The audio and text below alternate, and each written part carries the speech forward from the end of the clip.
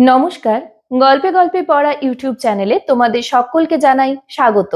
আজকে আমরা আলোচনা করছি তোমাদের দ্বাদশ শ্রেণীর চতুর্থ সেমিস্টারে থাকা মহাশ্বেতা দেবীর লেখা হারুন সালেমের মাসি এই গল্পটি সম্পর্কে। তার আগে আমরা জেনে নিই মহাশ্বেতা দেবী সম্পর্কে বেশ কিছু কথা, কারণ লেখক লেখিকা সম্পর্কে জানাটা অত্যন্ত জরুরি। তবেই আমরা তার গল্প বা কবিতা যাই বলো না কেন সেই লেখার কি কারণ বা লেখার ধরন সেটা আমরা আন্দাজ করতে পারবো। মহাশ্বেতা দেবী 1926 সালে জন্মগ্রহণ করেছিলেন এবং 2016-তে তিনি মারা যান। দীর্ঘ এই 90 বছর তিনি কাজ করেছেন মানুষের জন্য। কোন মানুষ? যে মানুষগুলো পিছিয়ে পড়া, যে মানুষগুলো শোষিত, লাঞ্ছিত, নিপীড়িত। তিনি মানুষের আত্মজাগরণের কথা বলেছেন, আত্মমুক্তির কথা বলেছেন। কোথায় বলেছেন? তিনি তার কাজের মাধ্যমে বলেছেন, তিনি প্রতিবাদ করেছেন, প্রতিরোধ করেছেন, তিনি রাজনৈতিকভাবে সেই মানুষগুলোর পাশে দাঁড়ানোর চেষ্টা করেছেন। সারা জীবন ধরে তিনি এই পিছিয়ে পড়া জনজাতিগুলোর জন্য কাজ করে গেছেন। লোধা, সবর এই যে শ্রেণীগুলো আছে, এই শ্রেণীগুলোর মানুষদেরকে তিনি খুব কাছ থেকে দেখেছেন এবং তাদের জীবন যন্ত্রণা তিনি উপলব্ধি করেছেন। ফলে এই লেখার মধ্যে, তার যে লেখালেখি, তার মধ্যে কিন্তু এই মানুষগুলোর কথা ভীষণভাবেই উঠে আসে। অত্যাচারিত, লাঞ্ছিত মানুষগুলোর সামনে খুলে যাক মুক্তির দরজা, এই ছিল মহাশ্বেতা দেবীর একমাত্র চাহিদা। তিনি চেয়েছিলেন এই মানুষগুলোকে সমাজের নিম্ন স্তর থেকে উঁচু স্তরে নিয়ে যেতে। এই উপজাতি মানুষদের জন্য সারা জীবন কাজের সম্মাননা হিসাবে তিনি পেয়েছিলেন রামন ম্যাগসাইসাই পুরস্কার। এছাড়াও তিনি জ্ঞানপীঠ পুরস্কার, বঙ্গবিভূষণ, পদ্মবিভূষণ, সাহিত্য একাডেমি বিভিন্ন পুরস্কারে ভূষিত হয়েছেন। এই মানুষটি যেমন ছিলেন দরদি, তেমনই ছিলেন একজন যুক্তিপূর্ণ লেখক। তার প্রতিটা কথায় প্রতিবাদ ফুটে ওঠে, প্রতিরোধ ফুটে ওঠে। তার লেখা দ্রৌপদী গল্পটা এক অসাধারণ প্রতিবাদের গল্প। এছাড়াও তার লেখালেখির মধ্যে অরণ্যের অধিকার, হাজার চুরাশির মা, কবি বন্দঘাটি গাইর জীবন ও মৃত্যু, চট্টিমুন্ডা ও তার তীর, এই সমস্ত উল্লেখযোগ্য লেখালেখি।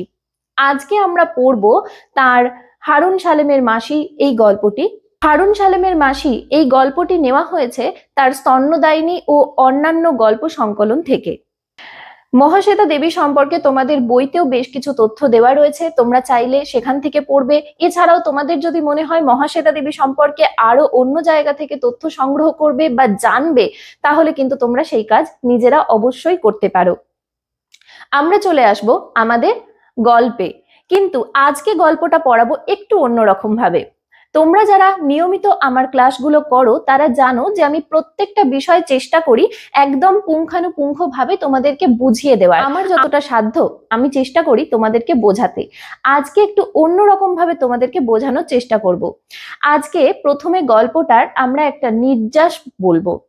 এই নির্যাসটা তোমরা যদি ভালোভাবে বোঝো বা শোনো তাহলে তোমাদের উত্তর লেখার ক্ষেত্রে ভীষণ সুবিধা হবে, কারণ তোমাদেরকে এখন কিন্তু বড় প্রশ্নের উত্তর দিতে হবে। ফলে গল্পটা বোঝা এবং গল্পটা থেকে কিভাবে উত্তর লিখবো সেই বিষয়টা আন্দাজ করাটা কিন্তু তোমাদের জন্য খুব জরুরি। তাই বলবো ভিডিওটা একটুও স্কিপ না করে শেষ পর্যন্ত দেখো, আশা করি তোমাদের ভীষণ ভালো লাগবে। হারুন সালেমের মাসি নামটার দিকে যদি আমরা খেয়াল করি তাহলে দেখবো হারুন সালেমের মাসি, অর্থাৎ হারুন নামের একটি ছেলে হারা এবং গৌরবীকে নিয়ে এই গল্প। সেই দেখো সমাজের নিম্ন স্তরের মানুষের কথাই উঠে আসছে, কিন্তু এখানে একটু অন্যরকম গল্প। কি গল্প? দুটি ভিন্ন ধর্মের মানুষের একাত্ম হয়ে যাওয়ার গল্প, দুটো ভিন্ন ধর্মের মানুষের একসাথে পথ চলার গল্প। এই গল্পটা এই কারণে আরো বিখ্যাত হয়ে আছে। গল্পটা পড়তে পড়তে আমরা বিশদে আলোচনা করব, কিন্তু আজকে আমরা এর নির্যাসটুকু দেখব। যেখানে দেখব যে হারা নামের ছোট্ট ছেলেটি তার মাকে হারায়। 7 বছরের হারা মাকে হারিয়ে অনাথ হয়ে যায় এবং সে চলে যায় গৌরবী মাসির কাছে। গৌরবী সেও কিন্তু এক অভাগা মহিলা, যার ছেলে থাকা সত্ত্বেও তার কোথাও তার কাছে ঠাঁই হয় না। তিনি নিজেই নিজের বন্দোবস্ত করেছেন, নিজেই নিজের পিঠ চালানোর জন্য তিনি এই হারার মায়ের সাথে এই শাক, পাতা, গুগলি ইত্যাদি তুলে সেগুলো একজনের কাছে দিতেন, যিনি শহরে গিয়ে বিক্রি করতেন।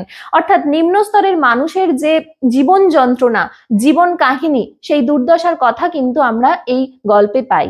এবং আরো একটা বিষয় আমরা এই গল্পটা পড়লে পাবো, সেটা হলো যে নিজের মানুষ পর হয়ে যায়, কিন্তু পর অনেক সময় আপন হয়ে যায়। নিবারণ গৌরবীর নিজের সন্তান, কিন্তু নিবারণের সামর্থ্য থাকা সত্ত্বেও গৌরবীকে তার কাছে রাখে না, তার মাকে সে দেখে না। অন্যদিকে হারা, সে মা হারা, অনাথ একটি বালক, যার সমাজে কোথাও ঠাঁই নেই, সে এসে দাঁড়ায় গৌরবীর কাছে। গৌরবী তাকে বুকে টেনে নেয়। সমাজ সংসার অনেকে অনেক কিছু কথা বলে, অনেক কিছু কথা শোনায়। গৌরবী চেষ্টা করে সেই সমস্ত কথা উপেক্ষা করে হারাকে তার সঙ্গ দিতে, কারণ হারার মা হারাকে বলে গিয়েছিল মাসির কাছে যেতে। আর এই শুনে গৌরবী শুকনো বুকে কিন্তু ঢেউ খেলে যায়। কিসের শুকনো বুক? যেখানে তার ছেলে, তার নিজের ছেলে তার কাছে এলো না, তার কাছে তাকে কাছে রাখলো না, সেখানে অন্য একটি ছেলে, অন্য জাতের ছেলে, যেটা সমাজ একেবারেই মেনে নেয় না। হিন্দু মুসলমান এই ভেদাভেদটা আমাদের মধ্যে প্রবলভাবে তুলে ধরে রেখেছে। সেখানে মানুষ হয়ে গৌরবী হারার পাশে দাঁড়ায়।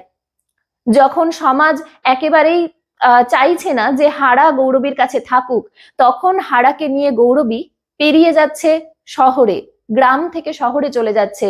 কারণ শহরের সমাজ প্রশ্ন করে না, শহরের সমাজ জানতে চায় না কার কোন জাত। শহরের সমাজ তাদেরকে খোলা আকাশ দেয়, ফুটপাত দেয়, যে ফুটপাতে তারা দিনের পর দিন কাটাতে পারে, ভিক্ষে করে জীবন চালাতে পারে। সেই জীবন যুদ্ধে পথ চলা গৌরবীর কথা, হারার কথা আমরা জানবো হারুন সালেমের মাসি এই গল্পটা থেকে। কেমন লাগছে আজকের আলোচনা অবশ্যই আমাকে কমেন্ট করে জানাও। এর পরবর্তী যে পর্যায়টি আছে সেই পর্যায়টি আমরা পরবর্তী দিনে আলোচনা করব, এবং তার সাথে আরো বেশ কিছু গুরুত্বপূর্ণ তথ্য তোমাদের দেব, যাতে তোমাদের কাছে এই গল্পটা ভীষণ সহজ হয়ে যায়। এই তথ্যগুলো জানলে তোমাদের উত্তর লেখার ক্ষেত্রে বেশ সুবিধা হবে। আজকে এই পর্যন্তই, দেখা হবে পরবর্তী ভিডিওতে।